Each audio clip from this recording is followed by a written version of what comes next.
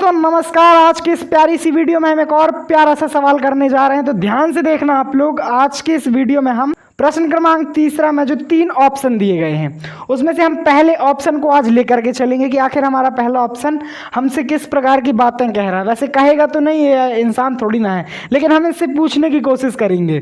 ठीक है, इस क्वेश्चन में हमको बताना है कि जो दी गई संख्या है ये अपरिमेय है, ये हमको सिद्ध करके बताना है। सबसे पहले हम क्या करेंगे कि दी गई संख्या को परिमेय संख्या मान लेंगे, चूंकि हमको सिद्ध करना है अपरिमेय। अपरिमेय हमको सिद्ध करना है। अभी तक हमने इतने सारे क्वेश्चन किए, एक चीज अब आपकी क्लियर है कि कभी भी कोई भी संख्या हमको अपरिमेय सिद्ध करना हो तो हम इस संख्या को परिमेय संख्या मान लेंगे। और परिमेय संख्या का क्या मतलब होता है? परिमेय संख्या का मतलब होता है बटे वाली संख्या, कोई भी बटे वाली संख्या हो।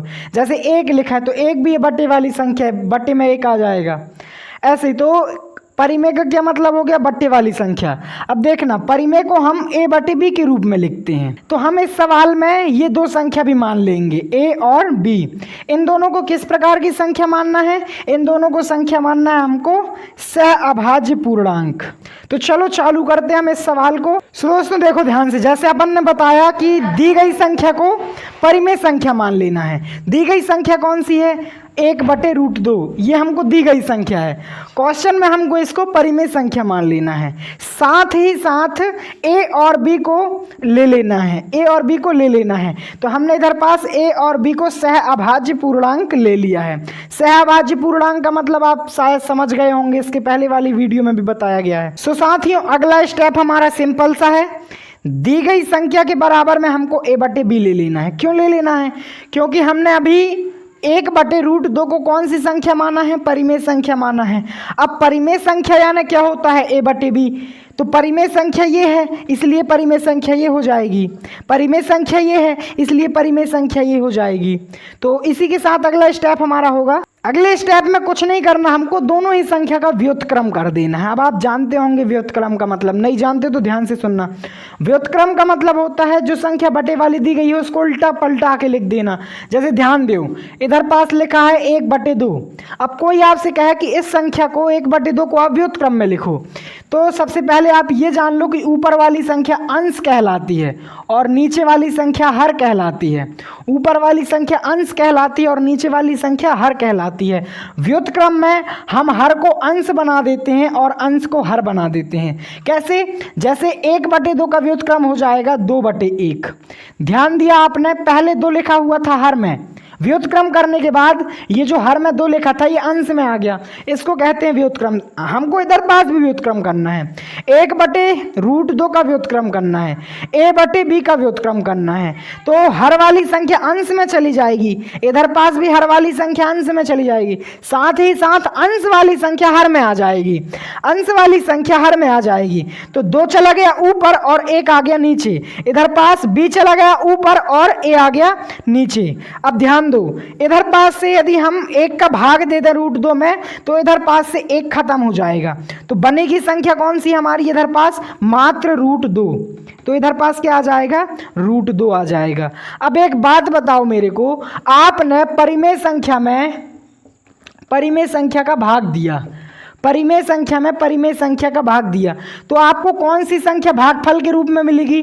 सीधी सी बात है, परिमेय संख्या भागफल में मिलेगी। लेकिन आप इधर पर एक चीज नोटिस कर रहे हो, इधर पास b है हमारा परिमेय संख्या और a भी है हमारा परिमेय संख्या। जब आपने इनका भाग दिया तो आपको √2 प्राप्त हो रहा है।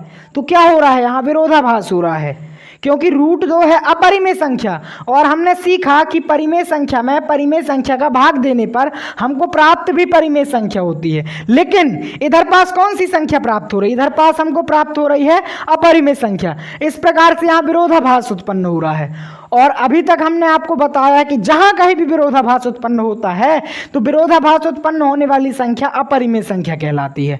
इस प्रकार से हमने सिद्ध किया कि 1/√2 क्या है? अपरिमेय संख्या है। इसके पीछे का लॉजिक सीधा सा है मेरे दोस्तों। हमने जब इधर पास भाग दिया, जब हम परिमेय संख्या में परिमेय संख्या का भाग दे रहे थे तो प्राप्त हमको होना चाहिए परिमेय संख्या, लेकिन इधर ऐसा नहीं हो रहा। भाग देने पर हमको अपरिमेय संख्या प्राप्त हो रही है।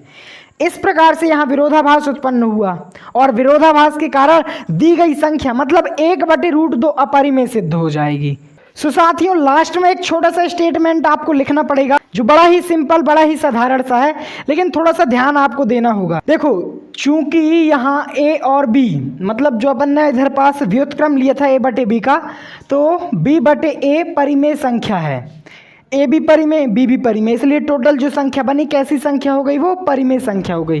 परिमेय संख्या है इसलिए इसका भागफल परिमेय संख्या प्राप्त होना चाहिए। इसका भागफल, भागफल का मतलब आप समझ रहे होंगे, जब आप ए में बी का भाग देंगे या फिर बी में ए का भाग देंगे तो कुछ ना कुछ तो आपको इसका फल प्राप्त होगा। जैसे कहते हैं मेहनत करो मेहनत का फल प्राप्त होता है, ऐसे इधर पास भाग दो, मेहनत करो तो इधर पास फल प्राप्त होगा, तो इस फल को हम कहेंगे भागफल। ठीक है, तो बी में आप ए का भाग दोगे तो आपको एक भागफल प्राप्त होगा। कैसा भागफल प्राप्त होगा आपको अभी हमने बताया, परिमेय संख्या प्राप्त होगा। लेकिन यहां भागफल √2 एक अपरिमेय संख्या प्राप्त हो रही है, अर्थात यहां विरोधाभास उत्पन्न हो रहा है, विरोध आभास हो रहा है। हमने जो माना था वो हमको नहीं मिला, इसका विरोध आभास हो गया। शब्द से आपको शायद समझ में आ जाए, विरोधाभास उत्पन्न हो रहा है। अब चूंकि इधर विरोधाभास उत्पन्न हो गया, अतः ए बटे बी एक अपरिमेय संख्या होगी। सीधी सीधी सी बात है, जब कोई भी संख्या परिमेय संख्या नहीं होगी तो वो कौन सी संख्या होगी, वो अपरिमेय संख्या होगी।